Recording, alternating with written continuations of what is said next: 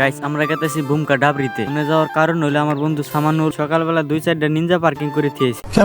না মানে গরু বান্ধা দিয়েছে আর এখন বাজে বেলা 12টা, তার জন্য গরু নাইরা দিবার গেতেছি। আর গাইস আমরা কিন্তু ফাইনালি ডাবরি পাইছি। আর গাইস রাস্তা থেকে নামে কিন্তু আমাকে প্রায় 5 মিনিট হাইটা যাওয়া লাগবে। বলেন কি ওই গাইস ইমরা হেরে দিয়ে একটা মহাসাগর, তাও বলে এটা পার হয়ে জানাকবো। তার জন্য আমি আমার বন্ধু সামানুলের গাড়ি উঠলাম আর আমারে ওই এমবুরা নামাই দিয়ে হইয়া পড়ছে। তারপরে এই গাছ গেতাছি ওগো নিনজার বগলে কইলে আমার কত দূর যাওয়া লাগবো, কয় কিবান পাইতেছি না তো, লোকেশনই চেঞ্জ করলো নাহি। তো গাইস বহুত খোঁজাখুঁজির পরে ফাইনালি নিনজা পাইয়ে গেছি। আর গাইস নিনজা দেখবেন গাইস এটা হলো নিনজা। ঠিক আছে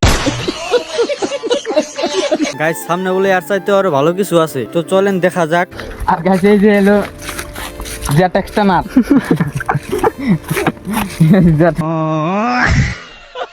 আর গাইস তারপরে দিও জেট এক্সটেনার স্ট্যান্ড তুলতাছে।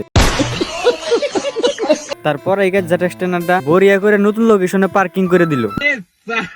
তারপরে গাইস আমরা বাড়িতে গেতাছি। আর গাইস আইডিয়া গেতাছি তার কারণ হইলো আইতিকালে আঙ্গ গাড়ি তেল পুড়ে গেছে গা। তো শালা বহুত নীচ আদমি রে। গাইস আইডিয়া আইতেছি দিয়ে একটা পিলপিল আইতেছে। তারপর ডাক দিয়ে খাড়া করাইলাম, পিলপিল হলো কয় টিয়া নাকবো 20টা। আমি কইলাম আমার কাছে টিয়া পয়সা নাই, 2টার বিড়ি কিনে তুমি নিয়ে যাবা, কয় উডো। ঠিক আছে ফাইনালি গাইস আমরা বাইতে গেতাছি গে। আজকের ব্লগটা এই পর্যন্তই। ভিডিওটা ভালো লাগলে লাইক কমেন্ট শেয়ার আর ফলোটা করে দিন প্লিজ।